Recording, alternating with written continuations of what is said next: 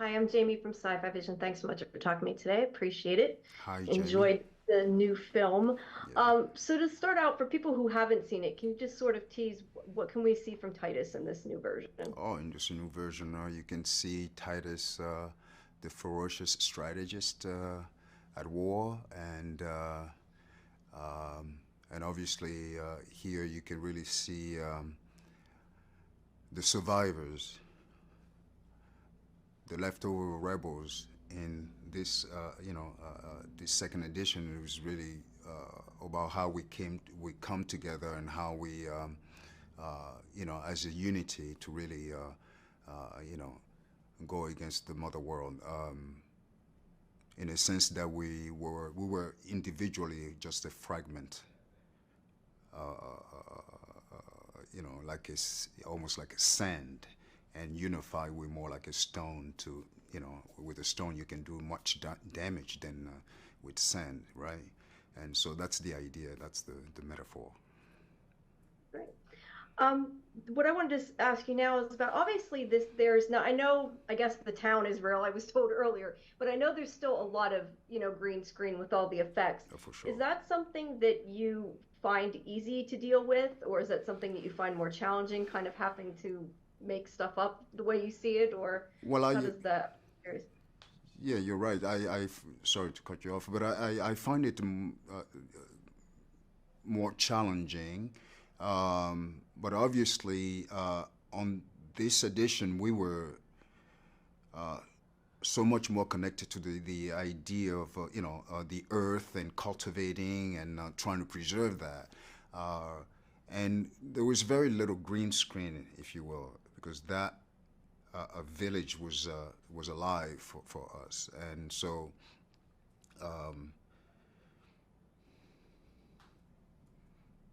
yeah.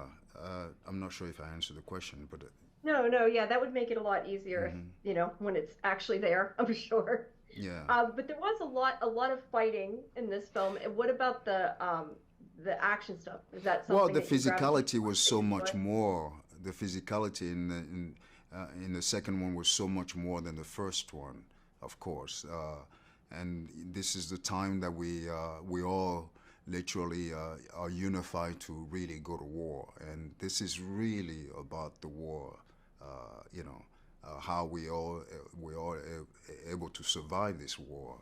Um, yeah, I mean, the second part was so much more organic because the first part was trying to you know identify the environment and where we are and how we all we were all very scattered around, and so the search and the forming the team was sort of like the first one. So but the second one's really for it was the idea of all of us going into battle and how we're able to redeem one another through that action.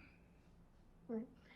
Is there anything, I know you've been in a lot of different projects, but is there still things that you learn each time? Like, is there anything you're kind of taking from this project with you to the next one that either changed about you or that you learned from the experience? I do think that sometimes more so now. I mean, I've have almost a couple of decades in the industry now, but I do believe certain films do.